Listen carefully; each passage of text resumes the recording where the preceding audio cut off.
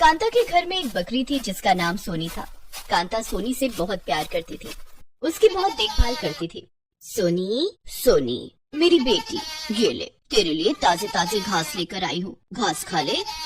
कांता सोनी को अपनी बेटी की तरह पालती थी। सोनी को घर के बाहर गर्मी न लगे इसलिए उसे घर के अंदर पंखे के नीचे रखती थी। उसके आराम के लिए अलग बिस्तर भी था। कांता घर में बना खाना भी सोनी को खिलाती थी। चल अब तेरे आराम करने का समय हो गया है, सो जा। कांता सोनी को बड़े प्यार से थपकी देकर सुलाती, मानो वो किसी इंसान का बच्चा हो। वो सोनी को नहलाती धुलाती सब कुछ करती। लेकिन कांता अपनी बकरी सोनी से जितना ज्यादा प्यार करती, अपनी बहू नेहा को उतना ही परेशान करती थी। नेहा बहू, खाना खा लिया हो तो बर्तन धो देना और आज शाम के लिए चने की दाल भिगो कर रख देना। बहू, बिजली चली गई है, मेरी सोनी को पंखा कर दे, उसे बहुत गर्मी लग रही है। एक बकरी के लिए माँ जी के मन में इतनी ममता है, लेकिन मेरी तो दुश्मन बन बैठी है। ना जाने मैंने ऐसा क्या कर दिया। काश मैं भी एक बकरी होती तो माँ जी सोनी की तरह मेरी भी देखभाल करती। नेहा सोनी के पास आकर उसे पंखा करने लगी। सोनी आराम से सो रही थी और नेहा पसीने पसीने हो रही थी। कांता सोनी के लिए हरे हरे घास धोकर साफ कर रही थी। जब सोनी सोकर उठेगी तो उसे जोरों की भूख लगेगी। ये घास मेरी सोनी के लिए है। काश माँ जी ने मेरे खाने पीने का भी इतना ध्यान रखा होता तो मुझे भी मायके की इतनी याद न आती। सोनी के लिए घास लाने कांता खुद जंगल जाया करती। एक दिन, नेहा बहू, आज मेरे पैरों में बहुत दर्द है, तू सोनी के लिए जंगल से घास ले आ। मैं? हाँ और नहीं तो क्या, मेरी सोनी भूखी रहेगी क्या, इसके लिए घास तो लानी पड़ेगी। ठीक है माँ जी। और सुन, घास ताजी और हरी लाना, बासी और सूखी घास मत लाना। ठीक है, आप चिंता मत कीजिए, मैं ताजी और हरी घास ही लाऊंगी। नेहा एक टोकरी लेकर जंगल चली जाती है। वहाँ जाकर वो ताजे और हरी घास काट कर अपनी टोकरी में रखती है। ओह, ताजी और हरी घास तो खत्म हो गई, टोकरी भी नहीं भरी, थोड़ी और घास काटने होंगे, आगे चलकर देखती हूँ।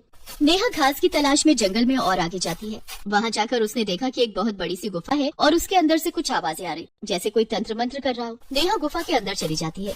गुफा के अंदर एक बूढ़ी औरत बैठी थी जो शायद तांत्रिक थी और अपने तंत्र मंत्र से सिद्धि कर रही थी। बुढ़िया ने नेहा से कहा, आओ नेहा, आओ। आप कौन है और यहाँ क्या कर रही हैं? आप मुझे कैसे जानती हैं? वो सब छोड़ो, तुम अपने मतलब की बात करो। मैं जो चाहती हूँ क्या वो कर सकती हैं? हाँ कर सकती हूँ। तुम बकरी बनना चाहती हो ना? हाँ, लेकिन आपको कैसे पता? मुझे सब पता है, ये मेरा इलाका है। जैसे ही कोई यहाँ आता है मुझे उसके बारे में सब पता चल जाता है। तुम ये पुड़िया लो, इस पुड़िया में भभूत है, इस भभूत को अपने माथे पर लगाते ही तुम एक बकरी बन जाओगी। नेहा खुशी की मारी तांत्रिक बुढ़िया से भभूत की पुड़िया ले लेती है। वो पुड़िया और घास की टोकरी लेकर घर आ जाती है। घर आकर नेहा ने घास की टोकरी दरवाजे पर रख दी और तांत्रिक बुढ़िया का दिया हुआ भभूत अपने माथे पर लगा लिया, जिसके बाद नेहा एक बकरी बन गई और मिमियाने लगी। अरे, सोनी तो घर के अंदर है, तो फिर घर के बाहर कौन सी बकरी है? कांता ने दरवाजे पर जाकर देखा तो वहाँ एक बकरी खड़ी थी और घास की टोकरी रखी थी। मैंने नेहा बहू को घास लाने के लिए जंगल भेजा था। घास तो आ गई, लेकिन नेहा कहाँ है? और ये बकरी? खैर जो भी हो, ये बकरी बहुत प्यारी है, इसे घर में ले चलती हूँ। कांता बकरी को घर के अंदर ले आई, उसे नहलाया धुलाया और हरी हरी घास खिलाई। अरे वाह, माँ जी तो मेरी बड़ी सेवा कर रही है, कभी बहू रहते मेरी इतनी सेवा नहीं की। कांता अब सोनी के साथ साथ उस बकरी की भी खूब देखभाल करने लगी। उसे अपने हाथों से खाना खिलाती और अपने हाथों से पंखा करती। बकरी बनी नेहा के लिए कांता ने मखमल का चादर बिछाया। कुछ दिन गुजर गए, नेहा अब भी वापस नहीं आई। अब कांता को अपनी बहू नेहा की याद आने लगी। कांता पूरे गांव में नेहा को ढूंढने लगी। पूरा गांव छान मारा, लेकिन नेहा बहू कहीं नहीं मिली। जंगल जाकर देखती हूँ। कांता ने नेहा को जंगल में जाकर ढूंढा, लेकिन नेहा उसे जंगल में भी नहीं मिली। अब मैं जुगल को क्या जवाब दूंगी कि नेहा बहू कहाँ चली गई? मेरी ही गलती थी कि मैंने उसे जंगल भेज दिया। वो बेचारी तो कभी जंगल नहीं गई थी। कांता का बेटा जुगल शहर में मजदूरी का काम करता था। जुगल कुछ दिनों की छुट्टी लेकर गांव आने वाला था। जुगल के आने से पहले मुझे नेहा बहू का पता लगाना ही होगा। जंगल में काफी ढूंढने के बाद कांता घर आ गई और फूट फूट कर रोने लगी। हाय मेरी बहू, तू कहाँ चली गई? कहीं जंगल में तुझे जंगली जानवरों ने अपना निवाला तो नहीं बना लिया?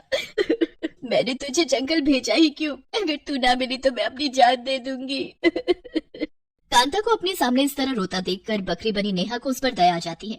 वो बकरी कांता के पास जाती है और उसे प्यार करने लगती है। वो कांता से कहना चाहती है कि वही नेहा है, लेकिन नेहा कुछ भी नहीं बोल पाती है। नेहा जब अपना मुंह खोलती है तो वो सिर्फ मिमिया पाती है। अरे मैं तो कुछ बोल नहीं सकती क्योंकि मैं एक बकरी बन चुकी हूँ। अब माँ जी को कैसे बताऊँ कि मैं ही उनकी बहू नेहा हूँ। हाँ, मैं अपने असली रूप में वापस आ जाती हूँ।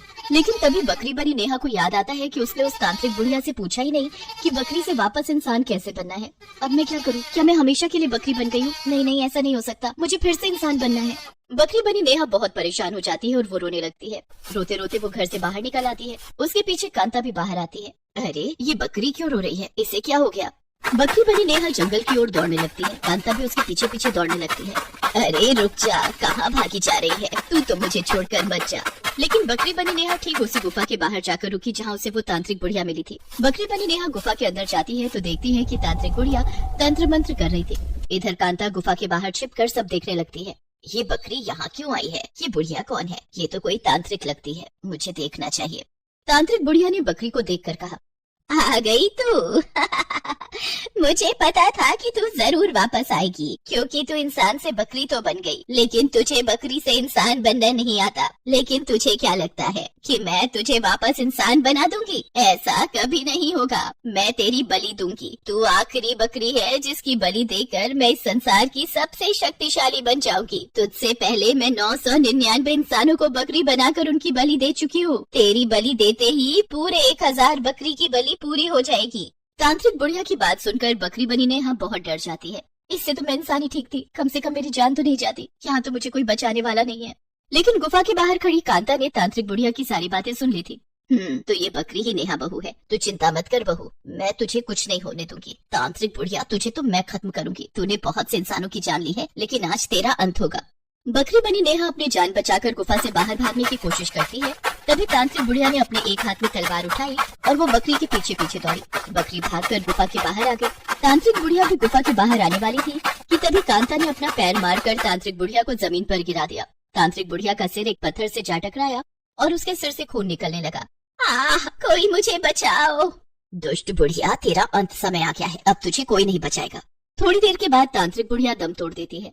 तांत्रिक बुढ़िया के मरते ही बकरी बनी नेहा अपने असली रूप में आ जाती है। नेहा खुद को इंसान के रूप में देखकर बहुत खुश होती है।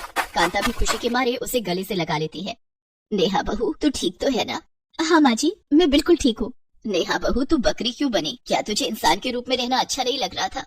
माँ जी, मैं तो आपका प्यार पाने के लिए बकरी बनी थी। आप सोनी को जितना प्यार करती है, मुझसे उतना प्यार कभी नहीं किया। लेकिन मेरे बकरी बनने के बाद आपने मुझे बहुत प्यार किया। आपकी वजह से ही मैं वापस इंसान बन पाई हूँ, नहीं तो आज उस दुष्ट बुढ़िया ने मेरी बलि दे दी होती। ऐसे कैसे बलि दे देती? मेरे रहते मेरी बहू को कुछ नहीं होगा। मैं तो तेरी खातिर यमराज से भी लड़ जाती, लेकिन तेरी जान वापस लेकर आती। तुझे नहीं पता, तुझे घर में ना देखकर मैं कितना घबरा गई थी। मुझे तेरी कितनी याद आती थी। अब मैं तुझे उतना ही प्यार करूंगी जितना मैं सोनी को करती हूँ। कांता की प्यार भरी बातें सुनकर नेहा की आंखें भर आती हैं। वो कांता के गले लग जाती है। माँ जी, आप दुनिया की सबसे अच्छी सास हैं। और तू भी दुनिया की सबसे अच्छी बहू है जो बकरी की तरह सीधी है। मेरी बकरी बहू, चल अब घर